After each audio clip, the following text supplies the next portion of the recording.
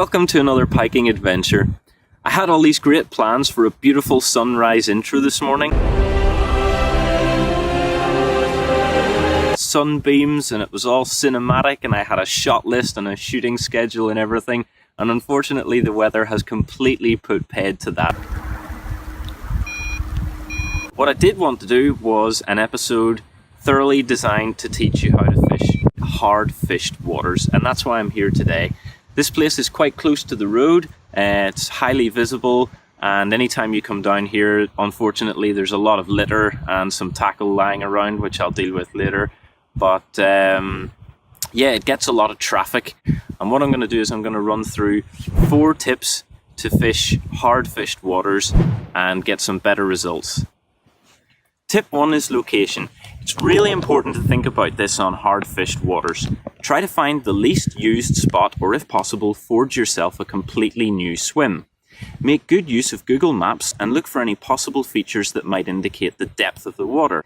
Deeper water is probably a good idea whenever the fish shoal up in winter, and shallower areas can still be promising right into the autumn.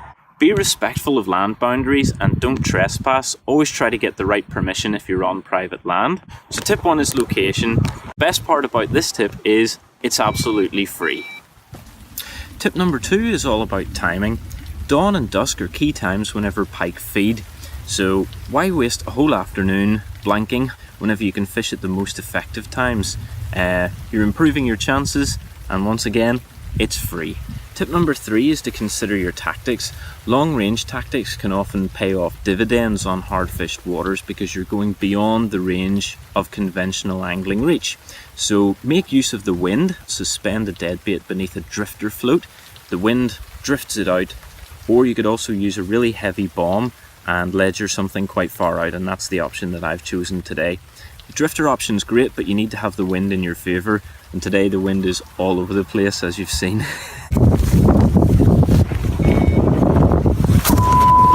It's a great tip to have a good long rod with a strong test curve.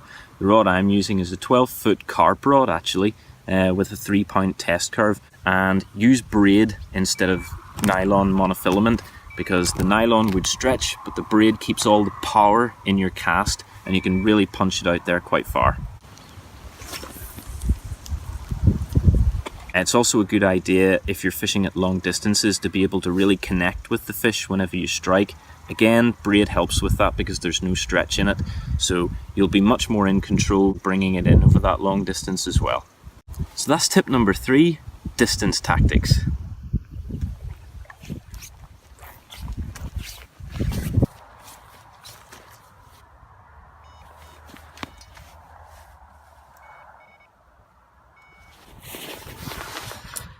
And finally, tip number 4 is bait. On a water like this, everyone will have used mackerel, and the pike will be wise to it, trust me. So when you go to your tackle store, take a look at the freezer and try to select something from the range of freshwater or sea baits that might not be used very often. Lamprey is something that people catch on quite often on hard fished waters, and today I'm using these blueies. Now these fish weren't around whenever I was a kid, so this is a new one even on me, and they've been dyed red, so ironically they are reddies. I've just put a little oil into it, which is another thing. Make the effort to put some additives into your bait, some oil or some of the stinky stuff that I showed last episode. The pike are remarkably fussy, especially on heavily fished waters, so anything that can give you an edge is definitely going to be advantageous to you.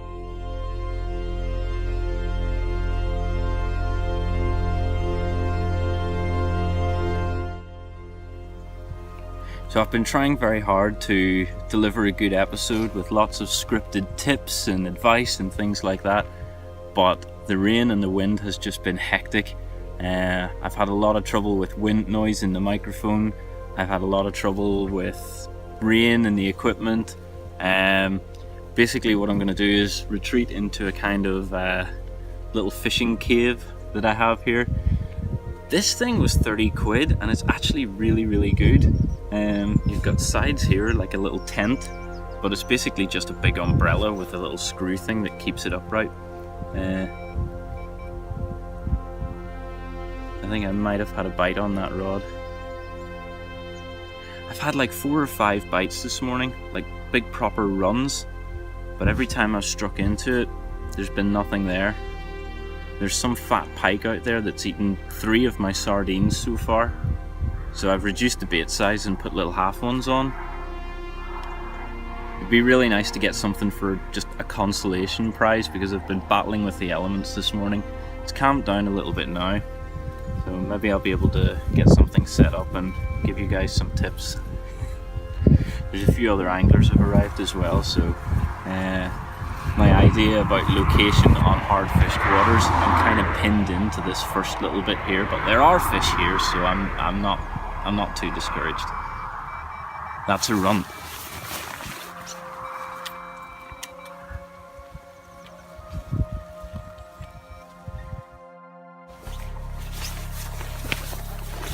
Tiny little jack pike. Took half a sardine. He shook the hooksies away.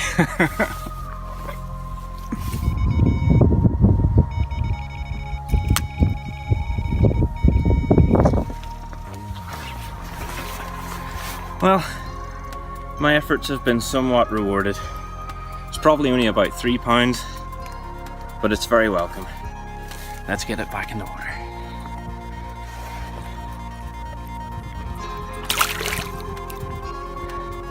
And away she goes.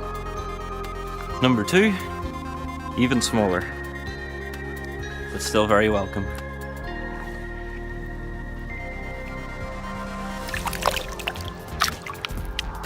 Well folks, it's time to call it a day.